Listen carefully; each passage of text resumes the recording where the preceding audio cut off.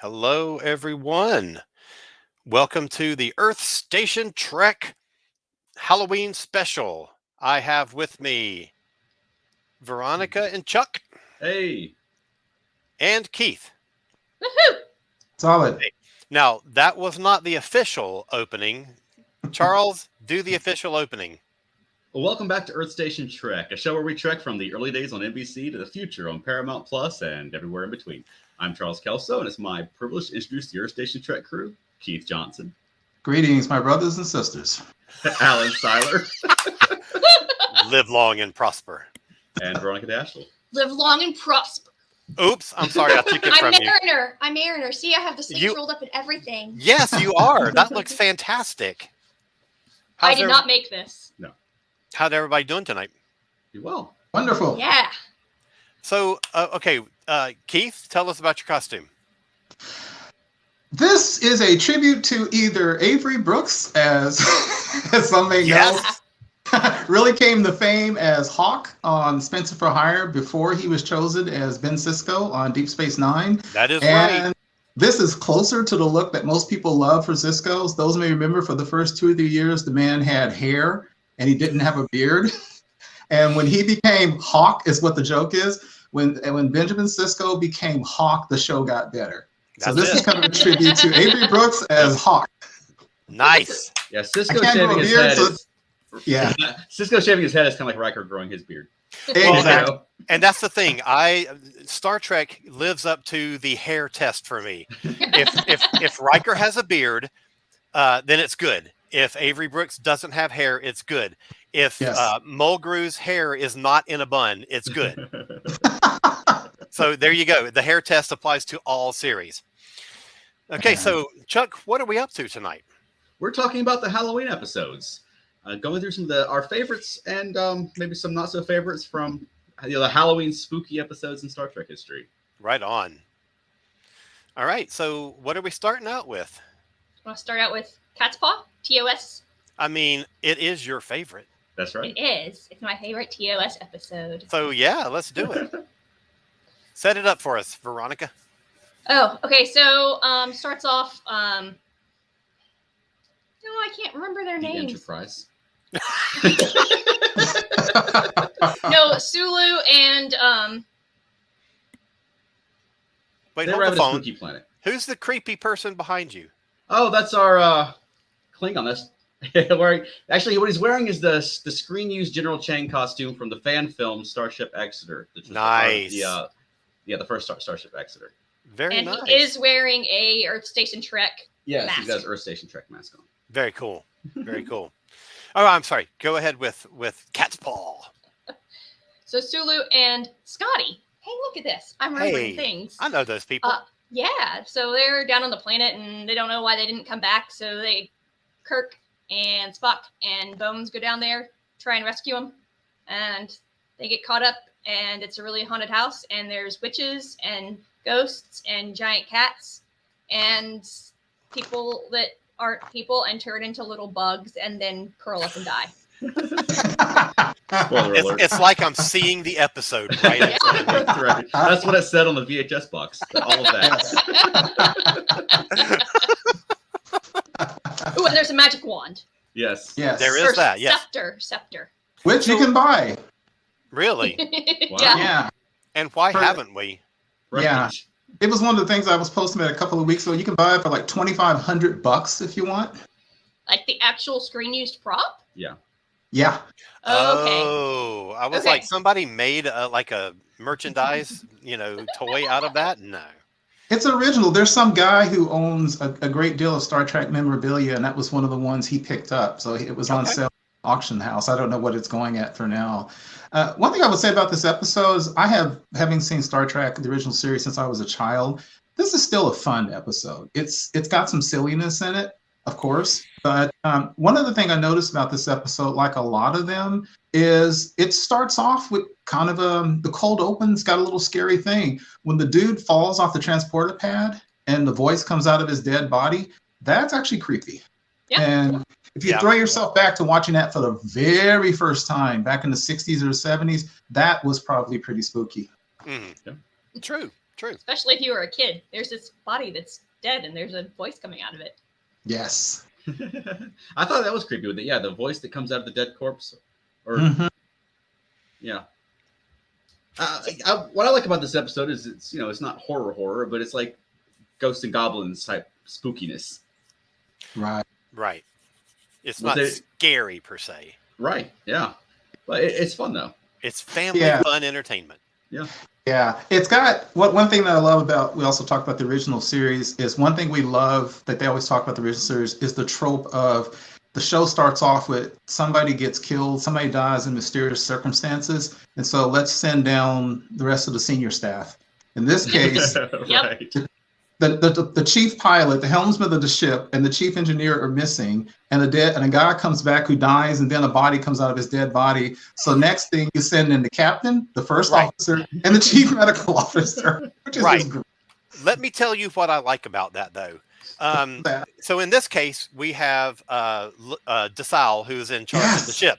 So Yes, I think that, I know it's stupid to send the captain down on a mission like this, especially when Right. a corpse has now talked to you. But having these other people like assume command when Kirk is gone gives you a greater sense of crew Mhm. to me. That's true. And I really love DeSalle in this episode. he's intense. Yeah, is he he's not? great. If Scotty's not around to take charge of the ship, leave it to that guy. Yeah, his whole from the moment they introduced DeSalle, I keep on calling him LaSalle. DeSalle, he's intense. Like when he talks, at one point he talks to Sulu and he goes, "Greetings, Mister." And then later on, when he tells Chekhov, when he tells Chekhov he wants to have this method to try to stop the force from holding him, he just kind of snaps, "You need help?" And Chekhov gets offended and goes, "I can do it, sir. I'm not Yeah. that green." Yeah. Right. Right. So, Veronica, I'm interested to know why this is your favorite episode. It has a cat in it. Is that it? That's all it takes? Oh, Yeah. we could have gotten you Assignment Earth in that case. It was probably the episode you've seen the most times. Yeah. Because for years I've watched Cat's Paw as part of my Halloween viewing. So it's Yeah. probably the Star Trek episode that was on the most when you were around longer. It also has little puppets in it. That's true. Well, that's Very true. So it's briefly. like totally. So I guess for next gen, all your favorite episodes are the ones with Spot. Sure. Good answer. Good answer. Okay, so Chuck, what are some other things that you love about this episode? I like that it hits some Star Trek tropes, but things like Kirk romancing the lady on the planet, or an alien in the form of a lady. Right. And I love that she shows him that she can be any woman he can imagine, and she turns into the same woman in 3 different outfits. Like, well, Veronica could do that. Oh yeah, yeah. Charles, it went really 60s right then. I mean, it's just Yeah. like she does this little move like this, and then she ends up somehow on her knees, and he pushes her away and says, "You're not a woman." Like, yeah, there's some 60s sexism going on there. Yeah, that's true. Mm. I love a little bit in the dungeon when Kirk looks over to Bones and that skeleton's there, and he's like, "Doc." Yeah, the look on his face was hilarious. Yeah. Bones was terrified. Veronica, did you notice Chekhov's hair? Yeah. Yeah. From God, my I meant to do a screenshot. Yeah. From my education, it's they had to put him in a wig because his hair hadn't grown out. Mhm. Wow, it is crazy. Because he It didn't look looks, like J.B. Jones enough. yeah, Right. But his hair- Exactly. his hair was so poofed up, it was insane. I kept looking at it. It was- Okay. That was awesome. Let me tell you my favorite moment in the episode, and it's a DeSalle moment, and they're on the bridge, and in like real life, there's an expression, "I'll bet you dollars to donuts." Yes. So, you think they're going to do something to make it, snazzy and futuristic, and he says, "I'll bet you credits to Navy beans." Navy. Love it. What? Love it. And the whole time, Alan, he's got that spritz on his face because they were all burning up at that time. So everybody's got Oh, sweat on their face. And Right. he is a great, memorable character. Oh, Yeah. absolutely. I Absolutely. love his intensity. One thing about this episode is that it was written by the famous Robert Bloch. Uh-huh. Horror Master. The guy has the late Robert Bloch. His history goes back decades of writing for everything from science fiction pulp magazines at the time to, of course, being the guy behind the movie Psycho. And even in the Star Trek world, he was the writer behind another really good episode that has kind of a creepiness to it, which is What a Little Girl's Made Of. Mm-hmm. And he was also the guy who penned Wolf in the Fold, another good kind of supernatural type Star Trek episode. And just think, we could have gotten Psycho as a Star Trek episode. Wow. Wouldn't that be intense? That would be. So Yeah. I just want to say really quickly before we move on, for people who are watching live on Facebook or YouTube or wherever, we are talking currently about Cat's Paw. Feel free to comment with something that you remember about Cat's Paw. If you want to pitch your favorite Halloween themed episode of Star Trek, we are here to talk about all of them. Well, maybe not all of them. We've got our ones picked out that we're really gonna hit, but we want to hear what your favorites are too. So let us know. Yeah. All right. So what else are we gonna say about Cat's Paw?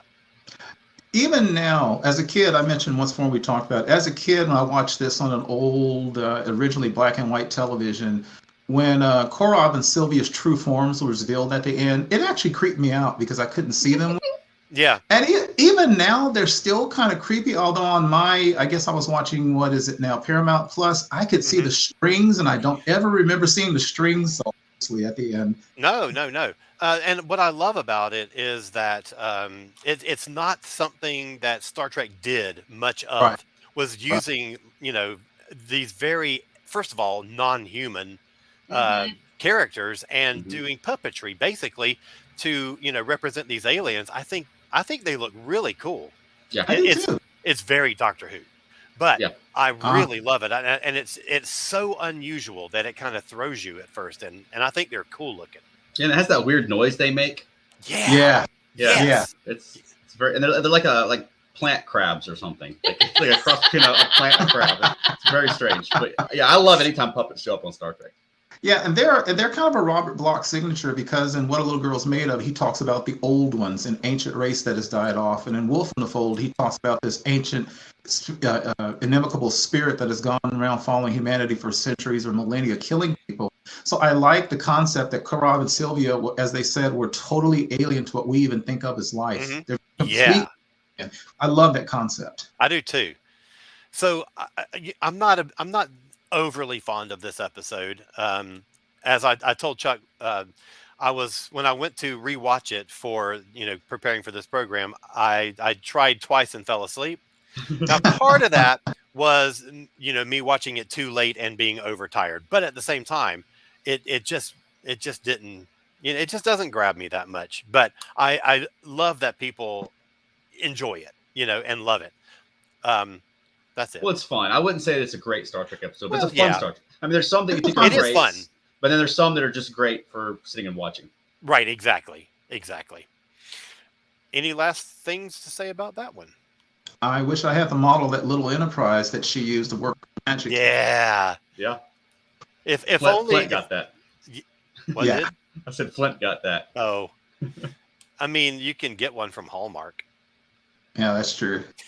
I mean, it's basically a Christmas ornament. But I loved her holding it over the candle, Yeah. That was and great. all the people on the ship were like, "Oh my God, it's so hot in here." I thought that was so cute. Okay, so what's next on our list? What do we want to get forward to Sub Rosa? Okay, do we want to talk about the magics of Megas 2? Oh, sure. Yeah, I can always talk about that. If we're going in like production order, Sure. I guess. Okay. Awesome. Go Yeah, ahead. the Magics of Megas 2, where the Enterprise goes to the center of the galaxy and finds the devil. As you do. Yeah. As you do. Yeah. Don't go to the center of the galaxy. Yeah, the Magic of Megas 2 is a fun one. I like it. It's kind of subversive for a Saturday morning cartoon in 1973. Yes. The devil's not so bad once you get to know him. You know? It's so funny when you watch the original animated series, and it's fun that we now have to say the original animated series because we're about to have two new ones. We've got Lower Decks, and next week we're going to have Prodigy also. Yep. But the original animated series you tend to compare it to Star Trek. You Right. tend to think of it in the context of Star Trek. But when you let it stand on its own and you think of it in terms of other stuff that was happening on Saturday morning cartoons, everything about it was subversive. Not in the sense of, the devil isn't so bad when you get to know him, but the sense of the writing is so much more intelligent. They do concepts that no other cartoon would have ever tackled. I think I just think it's an amazing show, And particularly for the time and the Yeah. audience it was prepared for. And it's Absolutely. surprisingly true to the original series. I mean, look at Surprisingly the true. Lost in Space cartoon, and they just brought back Jonathan Harris and had Yeah. a robot, but it wasn't Dick Kufield doing the voice. No. And then just different characters. Yeah, know? exactly. They knew who the star of their show was, no matter who was listed first in the credits. That's right.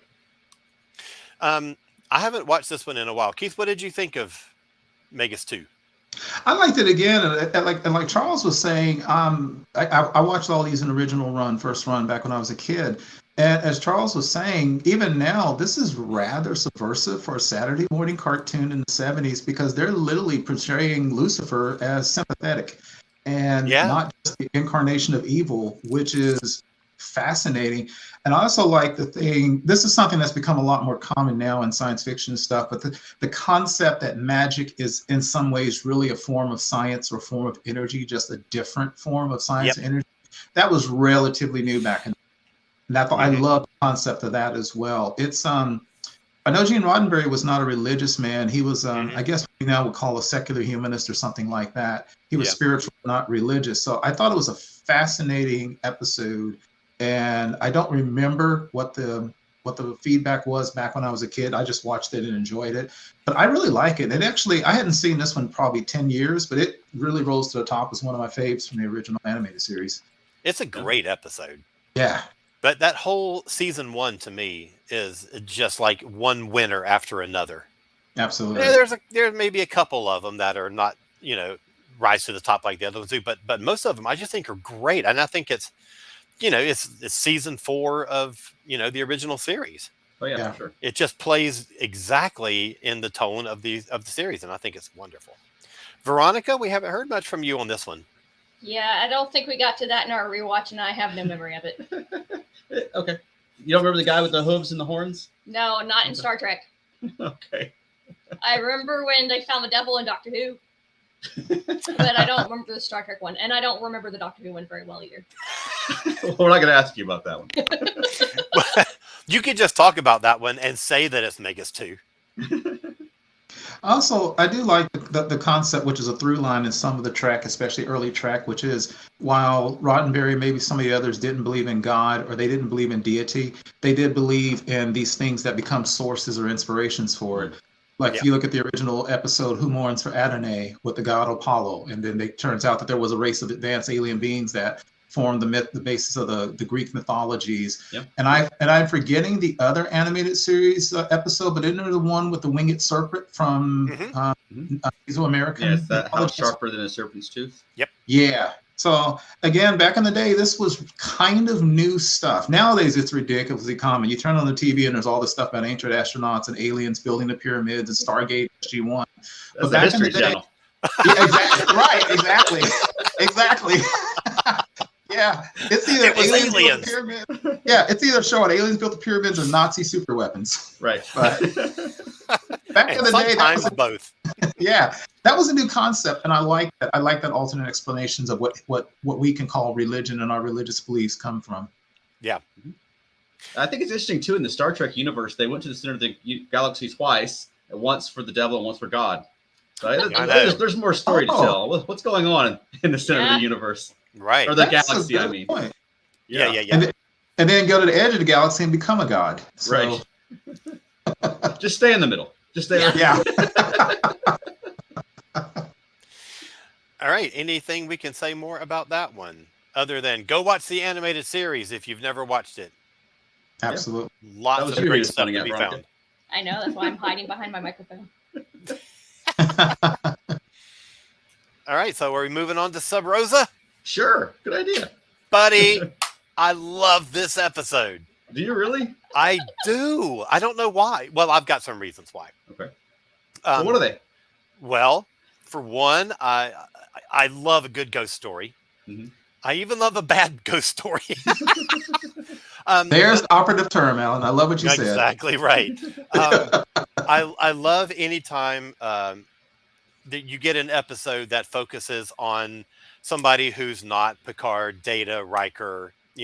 I love the Troy episodes. I love the Geordi episodes, and I love the Crusher episodes. And I feel like we never really got as many Crusher episodes Mm. as some of the other ones. So I loved the focus being on her. I loved the exploration of her family history. I loved her being in a setting that's off the ship. Yeah. Okay, it is wacko. It is this ghostly figure that's been in her family for a long time and manifests itself in a candle or whatever. It is completely bonkers. It is. But I really love it. I don't know why. I mean, it's not that great, but I just think it's fun. I think it's more bonkers that it's been in her family so long. I mean, just going to like a Scottish planet and finding a ghost could have happened on any of the Star Treks, That is Right. true. But it's the fact that this has been going on in her family all this time. Yeah. I think that pulls me out of it. I love the Scottish planet. I love the Yes. atmosphere there. I love the beginning when the old alien guy's talking about when he went to Scotland and he felt at home there. Yeah. I mean, it makes you don't see that a lot of an alien coming to Earth and you're like, wow, this place is great. You see it, in sci-fi a lot with humans go to other planets and they're like they have a bond with the planet or find their destiny or whatever there. Yep. But you don't hear a lot about the other way around. Like I went to Cleveland and it called to me, Yeah. And following up on that, Charles, one of the things I noticed, which is interesting, you had an alien who loved the Scottish culture. And then at Beverly's grandmother's funeral, I noticed that there were people of different races. Like there were several Black people in native garb as well. So I like that little diversity thing that they showed there. Yeah. And I thought that was pretty cool. And this was another one kind of like Cat's Paw, where the cold open is just really wild. I mean, it's an amazing cold open. It opens with a funeral. And Yeah. it just kind of pulls you in. Like, what in the world just happened? Which I thought was kind of interesting. So that pulled my interest. And Alan, when you said about it's bonkers, I got to tell you guys, when what's his name, the groundskeeper or whatever came in, I just laughed because he is so much out of bad horror movie central. He's like the guy in all the Friday the 13th movies and something and say, "You're going to die. There's a curse here." And he's overacting and he goes, you cannot stay here. There's a curse on your family. And I was just roaring with laughter. He really carry a played it. shovel. Yeah. When the first time you ever see this, you don't really have a sense of where this story is going to go. Right. And that's one of the things that I really enjoy about it is that, you can't ever relive that first experience, but you can watch it and remember, it's like seeing, again, a Doctor Who reference, but it's like the first time you watch Blink. You have no idea where that episode's going to go. And Oh my gosh, yeah. and it completely surprises you. So you can't ever have that experience again, but you can watch it again and remember having that experience the first time. And that's one of the things that I love about this one. Yeah. And it's spooky, but it also got a very romance novel quality Exactly. to it. It really does. And I love the atmosphere of it. Oh, yeah. And I really like the scenes between Crusher and Troy, where she's like, sort of like first telling her about this diary and about some of the racy things that are written in it. And I love their interaction. I love it when those two characters get to have more like, non-business interactions, when they get to have like some personal kind of off the cuff discussions with each other about personal stuff. I just love them both. Yeah. I love that too. Although I did make a note of, shouldn't Troy have been just as freaked out and concerned about Crusher's behavior as Picard became? Yes. Yes. Because one point she even said to Picard, well, maybe she really feels like she's in love with him. I'm thinking, dude, that's red flag all over the place. I don't care if it's genuine or not. Come on. I mean, that's true. You just met a guy, and then you find out the guy was in his 30s, was in love with your 100-year-old grandma, which is fine. But that was just a little weird. He's going to be your lover, and you're leaving your entire life for him. Yeah. No. I mean, Exactly. come on. Yeah. I also want to know how the candle was passed down through all the women, because the name passes through the man in Scottish culture, as in most cultures. Mhm. So how did it pass through the women, and all the women have green eyes? And obviously the reason they have green eyes is him. But they Right. don't get green eyes until they get him, which is probably not at least until their 20s, which means their eyes changed. So, So someone should have noticed eye color changes, right? I Yeah. don't think. And Unless also, unless at Oh, sorry, that go point ahead. they go into seclusion to have their private life with the ghost lover. well, that's a good point. Now, that's what I was thinking too. Now, we're probably putting way too much thought into this, but I'm kind of like, if all these women kept having children so that everybody had a daughter, then these women were married at some point in time, and that nobody at some point in the past, especially back in the time when they probably would have burned women for saying stuff like this, I hate to say, but did nobody say, okay, there's something really weird going on? Because it's strange. I couldn't quite get the logic of that was going on with that. That was Okay, cool. okay. Logic. That's your first mistake. You don't have to go into episodes, especially ones like this, applying logic. Right. Yeah, I guess we just call it bonkers. I think it was so slow. I started look. Okay, I'm going to be honest with you. I even wrote down who replaced the wick and the candle of all these centuries. That's how bad I was doing. Okay, it's a non-terrestrial candle. It Right. doesn't have to be replaced. It magically burns forever. There Yeah, you works go. for me. There you go. Logic. One thing that's really wild is the guy who plays the ghost, Duncan Reger, right? Reger is how you pronounce his name? Rager or yeah, Rager. Rager. I don't know, but yeah, Right. he's wonderful. Yeah. Yeah, he's great. And the funny thing that you probably wouldn't know with somebody in an episode like this guy is nominally well-respected actor. Well, he was until then. Yeah, exactly. Right. This guy was like he was doing radio broadcasting at 14. He was an ice skater and was actually very close to being an Olympic level athlete. He has he has wide acclaim in stage and theater, both in Canada and the United States. And for decades, and I mean decades, he has been a well-renowned painter. He's had several shows. Well, he's just a Renaissance man, isn't he? He literally is. Wow. He's that guy. He's incredibly talented and well-respected. That's amazing. He played in Zorro on television for several years, but yeah, he is a worldwide painter with displays and galleries around the world. Huh. Wow. Awesome. Yeah. And a ghost. Oh my gosh. Was there anything at all in this episode that genuinely creeped y'all out? I was a little creeped when Granny's body was reanimated by him. That was creepy. Yeah. That's right. That was a little creepy. Yeah. Not like scary, but a little. No, but unsettling. Yeah. I mean, that's one of my favorite moments in it. Love it. Right. Okay. Yeah. That's one one more. Go ahead. Yeah, sorry, I know I'm talking a lot on this one. One other no, quote man. I did right, which as fun as an episode this was, I made a note was, man, you kind of hate it when a series doesn't give a lot of the characters a lot to do until the end of the series, because I kept writing down Gates McFadden deserves so many more episodes other than something like this where she's riding in the chair when Picard opens the door on her. It's a fun episode, but I wanted so much more from her. And you have to wonder what an actor thinks the first time they read a script. Yes. You know, a script gets delivered to them and they're in their living room or wherever, and they've got a glass of wine and they're flipping pages and they're reading what's going on, and they're like, what? Yeah, I'm the chief medical officer of a starship, and I'm going to have to writhe in a chair in a negligee. I cannot. I like you. I'm wondering what the acting was between her and Stewart, because I had forgotten that she was still in throes of ecstasy when he opened the door, and I was like, "Holy crap!" And he just goes, "Beverly, the door was open." Woo! Yeah, she's a racy chick, that gal. A fun episode, though. Really fun, goofy fun.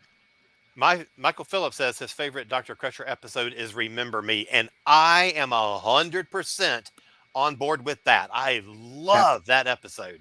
I agree, and that's another one you could almost do for Halloween because it's creepy. It's not scary, but it's very creepy, especially as the universe shrinks at the end of the episode. God, I love that episode so much. Yeah, that's a Twilight Zone type of episode. Yes, it totally is. Totally is. That's a great one, Michael. Thanks. Yeah.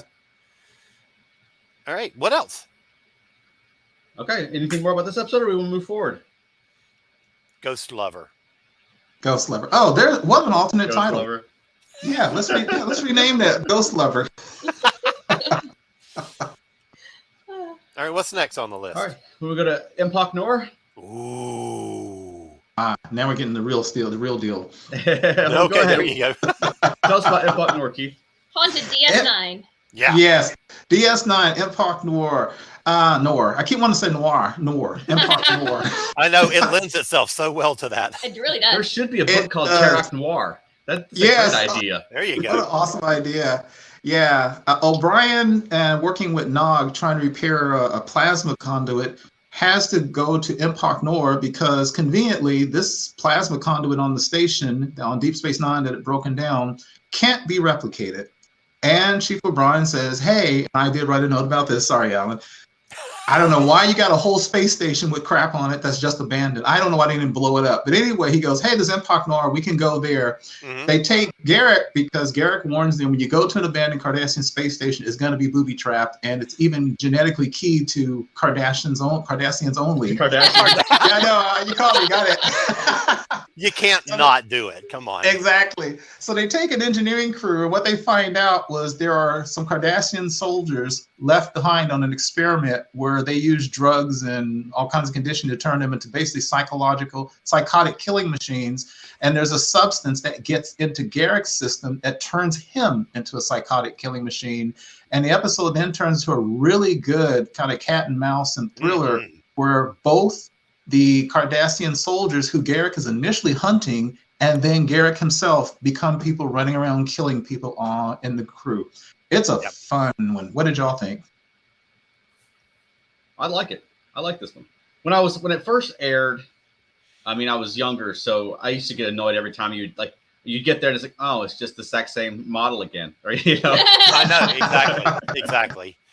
It's But it's a cheap way to do a second location. Yeah, and they Yeah. never. I mean, it's easier to do on a starship because you're in other starships all the time. But I mean, Right.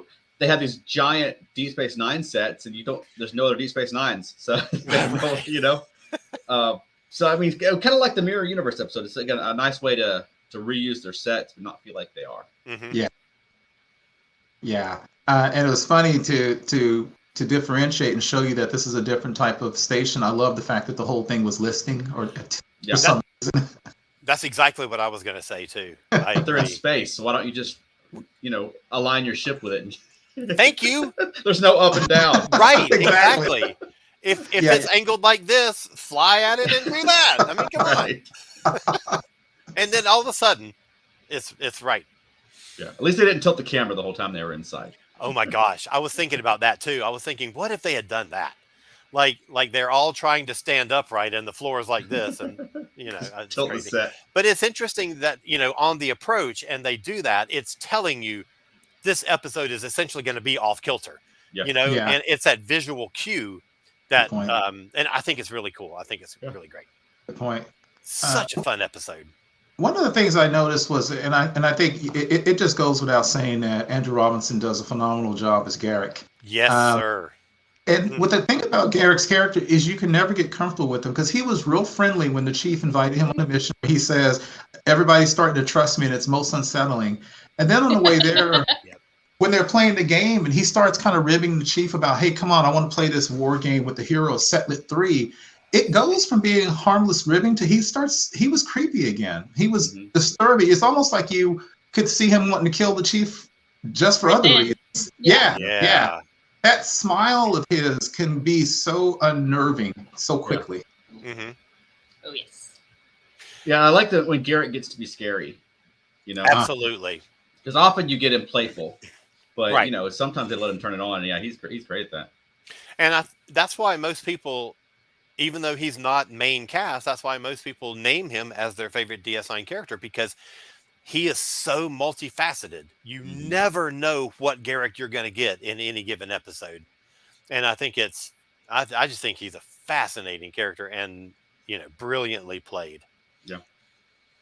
I was just telling Bronco the other day, it would have been funny if at the last episode of Deep Space Nine, you find out he really was just a tailor who's full of it. Oh my Just goodness. tells tall tales. That's what I was hoping for. That would have been amazing. Yeah, like, you guys bought all that? Right. So I thought that was so yeah. I what thought is that was true, especially the lies. And then Oh, at I the end, love you say, you know what? It actually all was lies. it. My name is Carl. I'm really a human. I'm sorry, Keith. No problem. I thought for me, the kind of the horror and the thriller aspect started with a really effective scene when Nog was going back to the runabout, and he looks, and the runabout is floating away in space, and then it blows up. Mhm. And that was great. And I love one thing people always talk about with Deep Space Nine is that Nog consistently rises to the top as one of the favorite characters in the series. Yeah. Because he has among the almost probably the greatest growth in the series. And I love it when he comes on. He's such an eager beaver. He says, "Yes, sir. It's an honor to be here, sir." And then he comes out with that phaser rifle, and he's really trying to be that Starfleet guy. But I love the fact he's still young. He's still a cadet. He's still a Ferengi, so he's terrified. Yeah. He's terrified. It's wild to look at the look on his face. And I also love the fact that although I question Chief O'Brien's military strategy in this episode, I do like the fact that even though he's an engineer, he is so calm under fire because he has been a soldier for so long. You see that. I mean, he's a military commander. I question his tactics, but you do see with him, unlike the rest of them, he's been in combat before. You can tell that. Yeah. Yeah. Yeah. Yeah. All right, folks watching, comment. Let us know your favorite Halloween themed episodes or your favorite Garrick episodes. Yeah, Or if you have a opinions, go ahead. Yeah, I'm if sorry. you have questions about any of the ones that we've talked about, just chime in and we'll talk about them. That's Yeah. right. Any genuinely scary moments in this episode for y'all? Because there was a couple for me. Well, go ahead, ahead. Chuck. No, you go ahead. Yeah, I was gonna say, no, I find the whole time on the station creepy, Mhm. and you know, and especially those scenes with Nog. I mean, I don't know of a specific example that jumps out at me, but just I like that they took somewhere so familiar or sets that are so familiar and Yes. made it feel so threatening. Yes. Right. I thought when Garrick stabbed that one guy, because knives, stabbing someone is always very disturbing. When he stabbed him, Mhm. and it had been a minute since I'd seen this episode, as in maybe just a year, not a long time at all. So I kind of forgot that guy died, Amaro. I forgot he died when he stabbed him. And that was a little unnerving when he plunged that tool into him. And then he actually says, I forget, but he said, "It's not this tool." And then he names what it actually was as he basically kills the guy. I agree. And I think a lot of that is because you're so used to, range energy weapons that when you come up with something that is a real world incident, something that like a stabbing where it could happen to you tomorrow in a parking deck, that's what makes it scary. A phaser fire is, it's pretend, and it's pretend. Right. But this is Right. grounded in reality, and I think it's one of the best moments in the episode.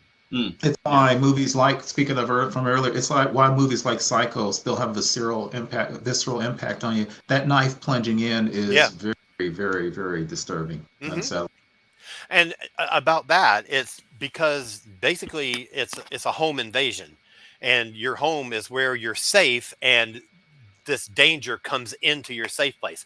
They don't do that exactly here, but you're on the same sets, so you have that feeling of, it's like the feeling of familiarity, but that the familiarity has been taken away because it's a different location. So it's a little more convoluted in my head than, never mind. Cardassian architecture also lends itself to It does. that horror lighting. It has that very sort of brutalist look to it. Absolutely. that's right. And you get used to the station, but as soon as they turn the lights down, and it's like, oh yeah, this isn't a starship. It's not our happy, friendly Deep Space Nine. And it's not like DS9 is ever that brightly lit. Mm-mm. One of my favorite techniques that they use is when they're in certain rooms or in certain hallways, and the lighting comes through a grate, and so you have this like diffused, broken lighting that's illuminating the actor, and I think that's such an amazing technique. Oh yeah.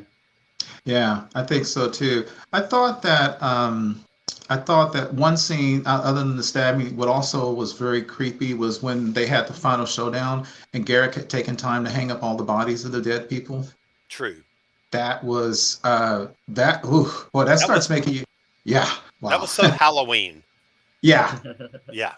Exactly. But it also tells you, you know, having breakfast in the mess hall with Bashir and hemming people's dresses and pants and stuff. And then this, it tells you what an actual dangerous character Garrick is.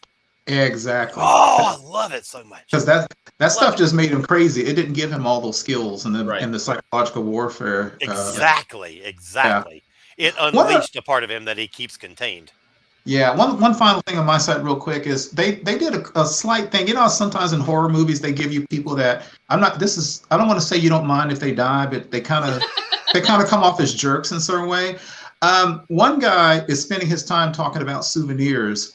And when they find the dead body of the soldier in the stasis chamber, he takes his badge out and then his little thing out. Then he says, Amaru or the other guy will be happy to see this. And I thought, dude, Garrick is standing right there, and you're happy that you just took something off the dead man that you want to give somebody as a trophy. Yeah. And then Amaru, before he died, actually used that racist term spoonhead, where he said, I want to kill a spoonhead, basically. Yeah. And I thought, dude, you're gonna die now. I don't know which one's gonna get you, but you're gonna die. Because that's one of the two racist terms they established in the series, Cardi and Spoonhead. Those are very racist terms for Cardassians. For him to say that, and he was like that guy who wants to kill somebody. He was eager to kill. He was eager to get into a battle. He was eager to kill a Cardassian. Yeah. So he was almost like the guy that Garrick accused O'Brien of being. Mm-hmm. Yeah, good point. Well, do we want to move on to the haunting of Deck 12? Sure. No, but we have to at some point. You don't like the haunting of Deck 12? I mean, it's fine. We'll talk about it. Okay. Go ahead. Who's got a setup for this one? Oh well, Neelix is telling a story. Neelix. Yeah. Yeah. So we're on Voyager. This is season 5 or 6. Okay. I don't remember. I don't either. Anyway, so Neelix is telling a story to the Borg kids. Mm-hmm. Is it the Borg kids, or is Naomi Wildman there as well? No, she's not there. Nope. They mentioned her, but she's not there. Right. Just as a FYI, for some reason, when I didn't like them when they were first introduced, and I first watched Voyager, I disparagingly named them the Borg babies. So in my own head, I call them Borg babies all the time. I like them more now. Okay, good. Yeah, I've never really been a fan of the Borg kid storyline, or HF in general. So I don't really care for that. It's a detour of those characters. I don't know. I don't Why not? For them. What is it? The whole thing? Charles just bringing kids in? Yeah, and I like a kid like Naomi Waldman's fine. Oh, I love and then Naomi. But I don't really get into the Borg kid episodes that much. Sorry. If the Borg kids are watching, you have my apologies. If any of the Borg kids are watching, then yes. But, right. Anyway, you said you didn't care much for it, Alan. What? Oh no! I don't dislike it. I just don't feel like nothing of consequence happens. Because the whole thing is, it's basically a retelling of a thing that's already happened. Right. It's being told to characters who don't know the story and to the audience, at the same time. But it doesn't ever. And it's also funny to watch it. Like on Paramount Plus, where I watch it with no commercials, because having those commercials spaces it spaces it out a little bit more. When you watch it without commercials, it feels like they get to the point way too quickly and easily where the kids are engrossed and scared. Like it doesn't deserve that stronger reaction yet. That's a strange observation to make, but that's one of the things that I thought of. I think I agree with you, Alan. I think what I hadn't really thought about it, but the critiques that you and Charles made, I actually think that it was fine if you took the device of Neelix telling a tale out and just had made it 100% about the crew battling the entity and left the whole story time out. It probably could have been a better episode. They probably could have fleshed it out more. Possibly, but at the same time, the framing of the storytelling sets it apart.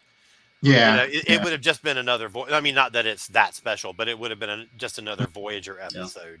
Yeah, I like the framing. I mean, Yeah. having just said I don't like those kids much, I like the framing. That's the favorite part of the episode. So I thought you would have hated the framing. No, I kind of like the campfire story thing. Okay. I think that's a good setup for a different way to do an episode. Yeah, exactly. Let me get a comment real quick. Lori Anderson says, enjoying the discussion, including the lighting/camera setup. What did the production crew, writers, or actors say about these episodes? That's a very good question. I'm going to do a little quick research, see if I can find out. Talk amongst yourselves. I did like the effect of when the entity was in the computer. It was using the computer voice, and Majel Barrett was basically saying things like "unable to comply, please restate." And I thought that was kind of cool. It was learning kind of their language and how to communicate. Yeah, them. I thought that was pretty neat. Mm-hmm. Yeah, I thought that was cool.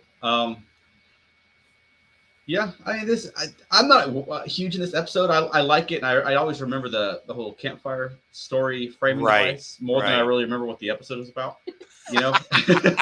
But that's the thing that sticks in your mind. Well, I think one of the things too is to a certain extent some of this has been done before. There's the episode in TNG called "Lonely Among Us," I think it is. Yes. Where they also picked up an entity from some surrounding something or other, nebula or pulsar or something, and it's the one. It was hopping around, and that was the one that got into Picard's body. Mm-hmm. So it was kind of a familiar framing with that. Mm-hmm.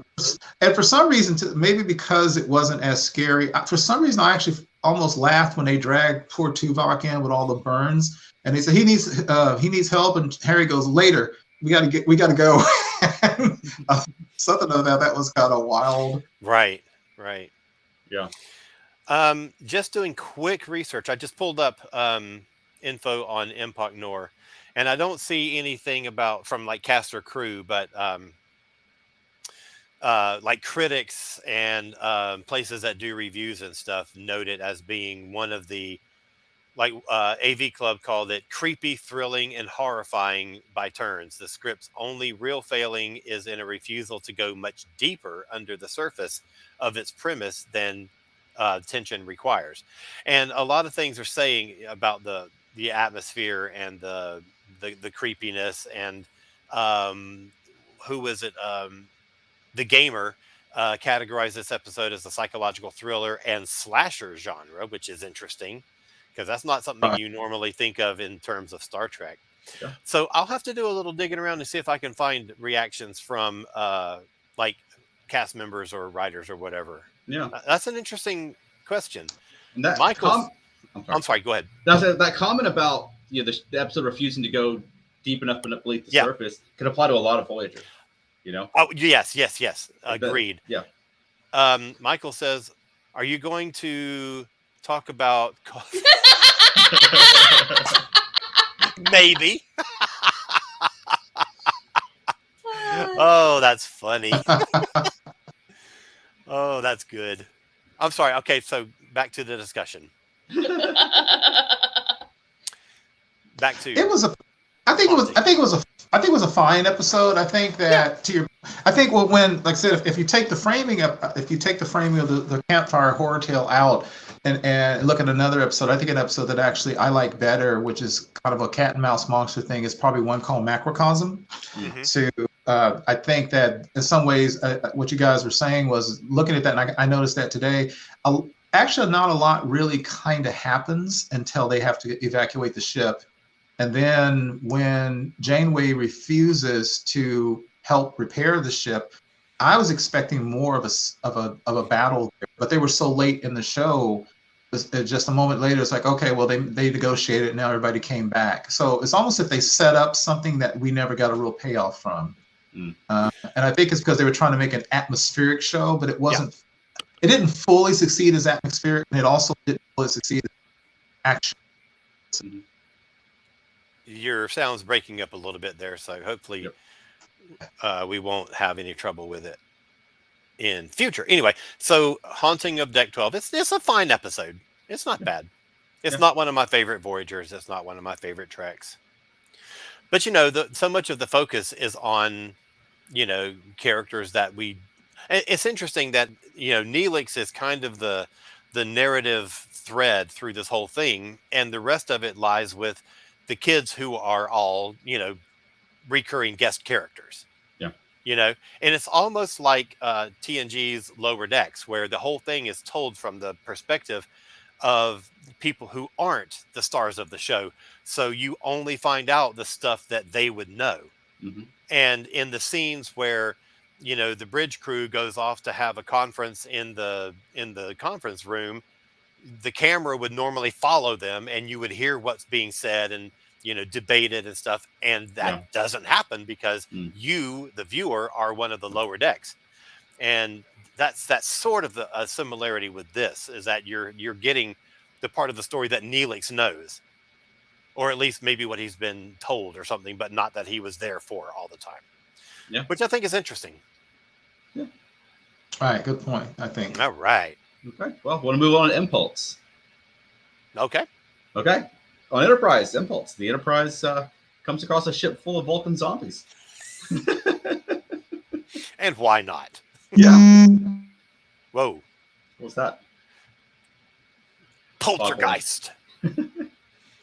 I Well- like it. Mhm. I like that they leaned into the horror movie aspect of it, Yeah. even to a point at the end where you get the little extra like at the end.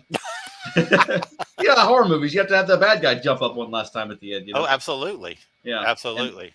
And I enjoyed it when you know, T'Pol was fighting not to fall into the, you know, the effects and turn into a zombie herself. Hmm. I thought it was cool. So apparently Hawk is frozen. Uh-oh. Yeah. So ship to Hawk. Lieutenant Hawk, come in. Lieutenant Hawk, where are you? Oh, he's gone. Okay. All right. Well, I'm sure he will be back on in just a second. Yeah. So, you know, I know that you aren't as much a fan of Enterprise. That's true. What do you think of this episode in light of other Enterprise episodes that you have seen?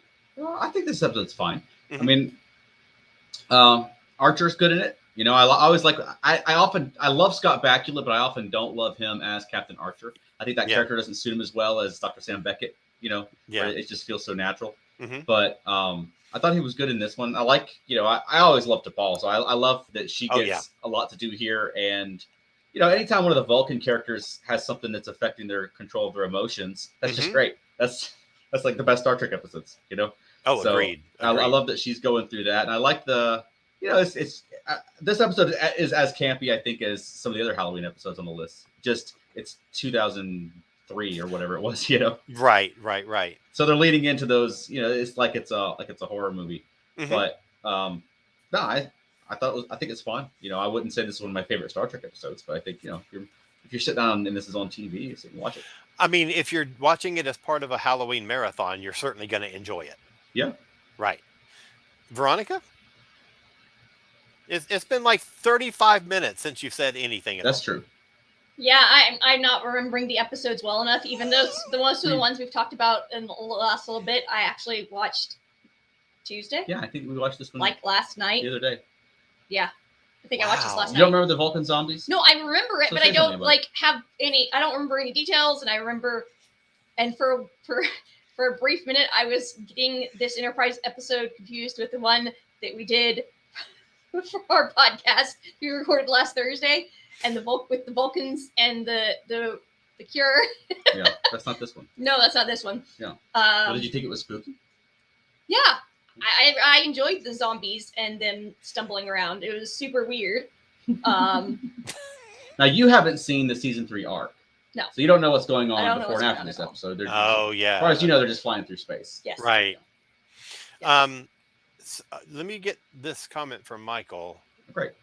I think of Impulse as 28 Days Later meets Star Trek. And I think that's such a great comparison. Yeah, 28 days later, I would say it's more intense. Oh, clearly. Because the zombies are so fast. But yeah. On a TV budget, sure. Right. Exactly. Good movie, by the way. Yeah. Yeah, I hate zombies that are faster than you. That's like that's the only good thing about being chased by zombies is they're slow. As soon as they start running, it's like, oh crap! now I got nothing. Right. They're slow, but they've got numbers on their side. Yeah, If they're fast too, well, I just forget it. Also, these zombies didn't seem to stay down very well. As far as Like, they went down, but they seemed to get back up. well, Didn't seem to get I mean, injured. they are Vulcans, so they are more resilient, stronger, Yeah. more True. logical. I don't know if there's any logic left there. Oh, no. We already discussed the fallacy of applying logic to these episodes. right. So let me see if I could raise Lieutenant Hawk again. Enterprise calling Hawk. Lieutenant Hawk, come in. Lieutenant Hawk, are you there? We've lost him. I thought like you had him ready and we're gonna queue him up. I thought it was just it. Way. I know. I'm adding drama. So then the third time, it'll happen. Right. Well, of these episodes, like, what's your favorite? What's your least favorite? Is there any that you rewatched and liked more or less than you thought you would? I surprisingly enjoyed the Enterprise one a lot. Okay. Oh, good. Yeah. I'm ready for you to watch all of season 3 so we can talk about season 3. Yep. Love it. Michael says, what about Chains of Command? Not a typical horror episode, but terrifying in a 1984 sort of way. Correct. Yes. Man, that's a good one. Yeah, that's better than everything else on our list today.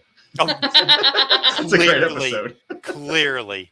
And there was another one that I was thinking of a few minutes ago that I was thinking, what the hell Well, is it? on our Facebook, Bobby Nash had mentioned Wolf in the Fold. Oh, yeah. That's one I hadn't thought of, but that's a great one. Yeah. And I don't think you've seen Wolf in the Fold, but it's kind of similar. It's on a planet, and there's a killer on the loose, and it may or may not be Scotty. Yeah, Scotty was in an accident that was caused by a woman, and they're afraid he's going to hate women now. So they take him to a belly dancing club so he can get over it. I mean, Oh. perfectly 60s. Yeah. I do vaguely recall them taking Scotty to a belly dancing club, though. Yeah, that happened. That's right. Yeah. God, what was the one that I was thinking of? Mhm. I should have written it down, but I knew I was going to think of it, later. So Yeah. what are some of the other ones that we have not talked about that you really like, or maybe, are as good as these? Yeah. What about you, Frank? Any other? To give me Nope. time to think of the one I'm trying to think of. Nope. Oh, I remember. Okay. Frame of Mind. Oh yeah, that Frame of Mind is a good one. I love that episode. Yeah. I love that in TNG, like in the later couple of seasons, they started to really do some out there, really experimental storytelling kind of episodes. And that one I just absolutely loved it. And the first time, every time I see it, it's like the first time I watch it because it brings me back to that moment. Yeah, it was. Love it. That episode really it highlights a few of the good and bad parts of late TNG. Like you say, it's more experimental and they're sort of out of the box trying to do different things. Yeah. But then also late TNG is when they're taking more input from the actors, and so they're like, well, what if my character was also an actor? So all of a sudden, all the characters are also actors. Right. That's true. That is true.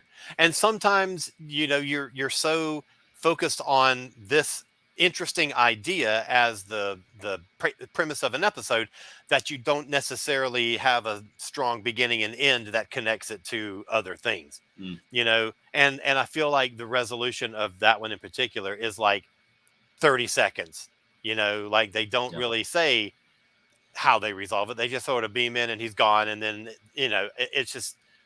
it's too quick because that's not the point. The point is to tell this really interesting story within a story, and what is real and what isn't real, and I just love it. Another one that I think is a good Halloween episode, and actually it came out in September. This is Lower Decks, the episode What About Boimler? And I thought that was a really good Halloween episode. They're on that ship with the people who have the deformities caused by various like transporter accidents and things like that, but that gives it a very spooky vibe, and they're on this black ship that seems to always be flying through a storm in space, with space lightning going on around them and things like that. And the captain is like, Right. And then you have that dog that's turning into like strange creatures. Mhm. I think bats fly out of its mouth at one point. If bats fly out of a dog's mouth, then that's perfect for Halloween. True. Good point. What do we think Keith's favorite Halloween episodes that we haven't talked about yet would be? Ooh, trying to get into the mind of Keith. I know.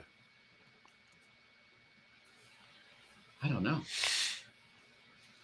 We need to get a mission report from Lieutenant Hawk and on his away mission. Lieutenant Hawk, we need your report now. Stat. We need a report. What was your favorite Halloween episode that we have not talked about yet? Still can't get him. Is that a new communicator, or have you had that for a while? I've had it for a while. Okay, because this is just like me when I get a new toy when I'm a kid, and my mom's like, "What do you want for dinner?" And I'm like, "I don't know, Mom." Like, would you put that away? And my Oh, that's awesome. oh yeah, oh baby. Yep, I am set up. I should have had it like worn around. Are you watching on Paramount Plus? Yes. Did you notice, or have you noticed with any original series episode on Paramount Plus, what's up with the voiceover? Like Or do you for the skip original credits? series, especially. Wait, what? Every original series episode I've watched on Paramount Plus so far, Oh the yeah, yeah, yeah. voiceover is like non-existent. It's like Well, the you know, audio mix is off. The whole sound balance is weird because Yeah. sound effects and music always are louder. And now there's not as much of that in TOS episodes. But like at the beginning, like it's leading into a commercial, when you get the music sting, it like so loud and it covers everything else. Yeah. And then when you get to the credits and the voiceover is like, on another continent, and Yeah, you it's just hear an inaudible. echo of it. Yeah. I don't know what's going on. They need to fix that. Michael said, and I thought it was just me. I thought it was just the TV that I was watching on, but I know I've seen it on more than one television and Yeah. had the same thing happen. What's the TNG episode where they all devolve into their genetic ancestors? That is Ooh, yeah. Season 7. Yep. It is Genesis or Evolution? right. Hold the phone. Talk amongst yourselves. That's a good creepy one. It really I like is. that Spot devolves into an iguana. Right. And I was also thinking about Masks. Masks? Yeah. Mask gets a bad rep. I like Masks. Yeah, it's weird. Yeah. Masaka. It's just bananas how weird that episode is. Yeah, but I love anytime they let Brett Spiner just go nuts. What if you just played 20 characters? Right. It's almost like they told him you could play like this many things and they forgot. So they had to do it all in one episode. Right. Oh. Okay. Still no Keith. That's No, disappointing. but Veronica's coming back. Oh, okay. I thought this was turning into Remember Me. I'm going to be the last one on the stream. Oh, that is brilliant. Holy smokes, that's good. Masks. It is Genesis. Hey, Directed by Gates McFadden. hey, that's a good one. Yeah, it is a good one. Yeah. Season 7 was an interesting season. Yeah. Which this comes. Okay, so 1 week before that was Eye of the Beholder, which I really love. Okay. And right before that is Masks. And then 2 episodes prior to that was Lower Decks, Hey. preceded by Sub Rosa. Mm, That's a good string of episodes right there. Yeah. 3 episodes before that was Parallels. Good one. Phantasms. Holy cow, I gotta watch season 7 again. I haven't watched season 7 in a long time. I love the one in season 7. I was attached when Picard and Crusher Yeah. are on the planet and they're sort of can feel each other's feelings or whatever it is. There's Yeah, like a device on them. I'm not as much a fan of that one. No. I should watch that one again just because it's one that I never really rewatched because I didn't really care for it. Yeah, I like when Picard's on an adventure and not just on the ship. That is very true. You don't get Yeah. that enough. All right. So, any last Halloweeny stuff that you can think of that we should throw in? Oh, look at that! Look at that. Speaking of masks, Did you just now notice that? well, yeah, because I was on Wiki looking at Oh. season 7 episodes to figure out which one was the. like, man, he's playing it cool. It's like, she's in another mask. She shows up in masks all the time. Right. Just no one knows it because we normally only hear the episode and not see it. Say So- something. I don't know what to say. Okay, well done. Good Yeah. job. That was my quote. Brilliant. Okay, so how about we wrap this episode up? Yeah, sounds good. That was a good hour talking about some fun Star Trek episodes that we normally wouldn't get Yeah. into a discussion about. Yeah, thanks to everybody who joined us. Absolutely. Thanks for watching along. So this is Wednesday, the 27th. Tomorrow, the first 2 episodes of Star Trek Prodigy. That's right. Ho ho! I'm so excited. Yeah, me too. Airs tomorrow on Paramount Plus. Mhm. So make sure you watch that. We will be recording another episode of our regular podcast tomorrow night, which will be out on. Oh, we have to talk about that. It might be out on Monday. It might be out on Tuesday. My schedule has changed. My work schedule. Okay. So we'll have to talk about that. Yeah. So it'll be out Monday or Tuesday for everyone to listen to. But yes, Prodigy is tomorrow, and looking forward to it. Yeah, yeah. And yeah, if you're just finding us on YouTube or wherever, check out our podcast, Earth Station Trek. We're part of the ESO Podcast Network, and we're up to our 40th episode. We'll be recording tomorrow, so we've got That's a lot right. that you can go back and catch up on. And we celebrated our 40th episode this week in our 39th episode. That's right.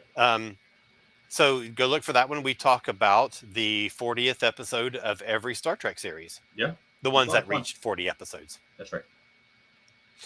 Okay, so where can people find more of you on the internets? FeltNerdy.com. Yep, that takes you to our Facebook page. We do puppeteering. We're Veronica and I, we're performers, so we're around town in Atlanta as well. So if you're in the Atlanta area, like our Facebook, you can come see us. I think the next thing we'll be doing will be in December. So you come to see this in December. Where? At the holiday fucking puppet show, but at the Village Theater. I don't have a date for that yet. Oh, okay. Awesome. Yep. I didn't know there was a second one this year. Yep, they usually do Ve- 3: Valentine's, Oh. Halloween, and Christmas. Oh, awesome. Where Okay. can they find more of you, Alan? Right there at cosmicpress.com. And 2 days ago, our brand new novel, The Mad King, That's Bye. humongous. by Rebecca Mabry, has come out. This is the hardcover edition. It is available on Amazon and any lovely place where you normally buy books. Go to cosmicpress.com for more information and for more information about all of our other lovely, wonderful titles. Yeah. All right. Thank you guys so much for joining us. And Lieutenant Hawk, thank you so much for joining us as well. We will rendezvous with you at a later point. We will come back. We will be back for you. No man left behind. Our crew is a family, and we will not leave a family member behind. We will be back. Okay. So, I don't know when he'll get that message, but I don't either. I feel like we should all walk in slow motion now, like we're on Discovery. all right. So, thank everyone for watching along and commenting. We really appreciate it. We'll be posting this episode on our Facebook page and in other places in the next day or two. So if you haven't, well, the ones who are watching it have seen it, but if you want to see it again, you will be able to see it again. So you too. Or tell your friends. Exactly. When we post it and you see it, share it to somebody that you think will enjoy it. So Chuck and Veronica, thank you so much for thank a you. fun evening. And we will see you. I should play the credits again. Okay. Just because I just made them to like 7 minutes before we went live. I'm going to play them again just because. Yeah.